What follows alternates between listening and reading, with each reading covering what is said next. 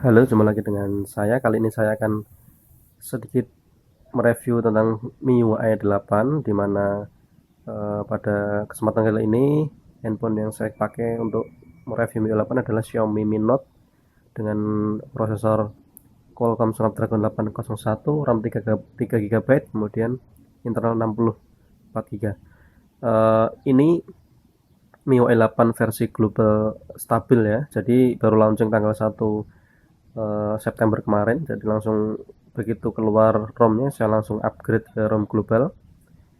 Awalnya saya pakai MIUI 8 developer, tapi pada dasarnya tidak jauh berbeda antara MIUI 8 versi global stable dan global developer. Ini saya memakai tema ya, jadi aslinya mungkin teman-teman sudah tahu MIUI 8 seperti apa. Ini kebetulan saya pakai tema. Sebenarnya tidak berbeda jauh dengan MIUI 7, cuma ada beberapa tambahan fitur penting yang menurut saya cukup bagus dan apa namanya, sangat berguna buat saya. Jadi makanya saya pengen upgrade ke MIUI 8. Walau banyak yang bilang katanya MIUI 8 kameranya lebih jelek atau kurang tajam, tidak tajam di MIUI 7, tapi saya tidak masalah. Yang pertama mungkin dari segi tampilan ya, dari segi tampilan tidak jauh berbeda, masih mengusung tampilan-tampilan yang segar dengan warna-warna yang cukup flat ya menurut saya, seperti Android Marshmallow. Kemudian di menu notifikasi di sini sebenarnya ada dua pilihan. Kalau ini masih seperti MIUI 7 ya, ketika kita tarik pertama kali dia hanya akan muncul notifikasi pemberitahuan apakah ada pemberitahuan masuk. Baru setelah kita geser ke sebelah kiri, dia akan muncul shortcut yang biasa kita pakai untuk mematikan atau menyalakan yang telah disediakan di sini. Ya, ada shortcutnya di sini. Tapi ini bisa kita rubah dengan cara ke pengaturan, kemudian kita masuk ke tampilan. Maaf, sorry. Kita rubah ke notifikasi dan status bar, kemudian notifikasi dan tata letak toggle. Ini ada dua pilihan, yaitu pisah atau gabung. Coba kita gabung. Kalau kita gabung dia akan menjadi seperti ini. Nah, jadi gabung seperti ini antara shortcut sama notifikasi di satu, jadi seperti ini. Itu salah satunya di MIUI 8. Dan di MIUI 8 di sebelah sini sebenarnya ini ada semacam wallpaper yang berganti-ganti antara siang, pagi, malam. Kalau siang dia warnanya biasanya cerah, kalau malam dia agak gelap di sini. Ini ada pengaturannya juga. Nah, seperti itu yang pertama. Kemudian yang kedua, di sisi kamera mungkin. Di sisi kamera ada sedikit perubahan tampilan kamera ya.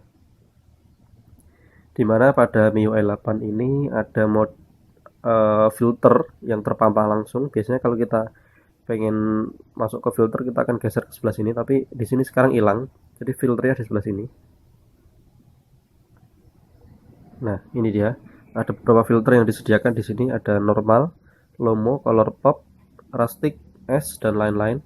Cukup banyak ya. Ini mengingatkan kita pada kamera milik Oppo. Di sini filternya secara langsung. Dan kemudian HDR pindah ke sebelah sini, biasanya di sini.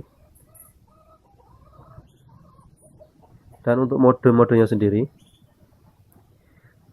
seperti biasa ada panorama, timer, audio, fokus ulang, manual, pelurus, percantik, HTT dan tilt shade. Saya tidak akan bahas satu persatu.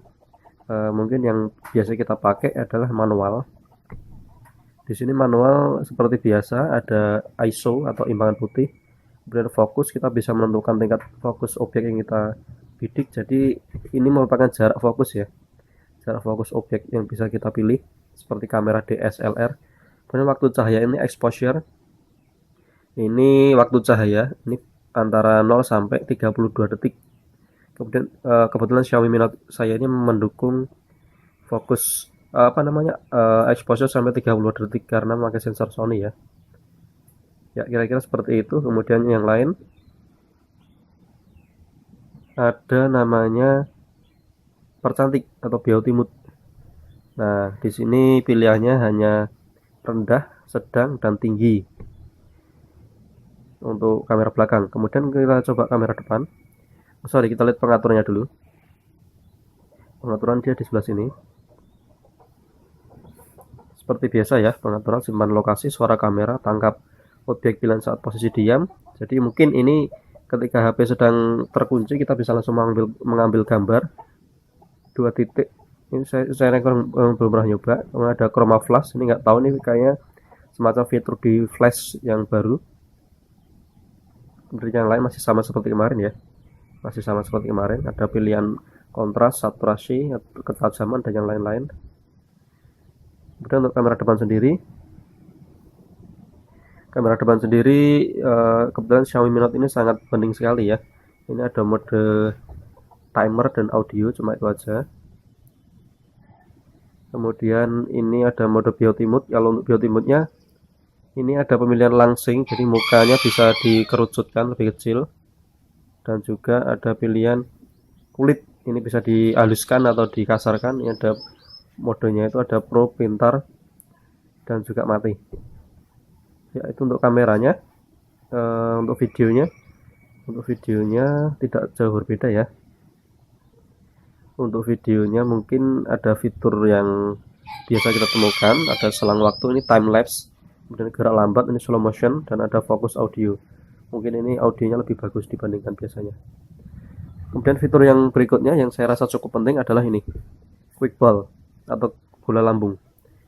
Quick ball ini bisa kita temukan di MIUI 8 ataupun MIUI 7 yang terbaru. Ini kita bisa temukan di pengaturan. Kemudian setelan tambahan, nih dia namanya bola pintas. Bola pintas ini fungsinya lebih mirip seperti punya iPhone ya, Assistive Touch di iPhone ya. Dia ada beberapa pilihan shortcut yang bisa kita langsung pakai. Dia back, screenshot, layar kunci, kemudian recent app, dan home. Kita tidak perlu menyentuhnya 2 kali, kita hanya tinggal menggeser seperti ini. Nah, dia akan kembali. Kalau kita seperti ini, screenshot, dan seperti ini, home. Nah, jadi cukup simpel dan cukup mudah ya. Apalagi Xiaomi Mi Note saya ini layarnya cukup gede, jadi saya sangat membutuhkan ini. Nah, dia ngunci. Nanti bisa akan temukan di pengaturan di setelan tambahan ya. Terus berikutnya yang saya rasa cukup berguna adalah fitur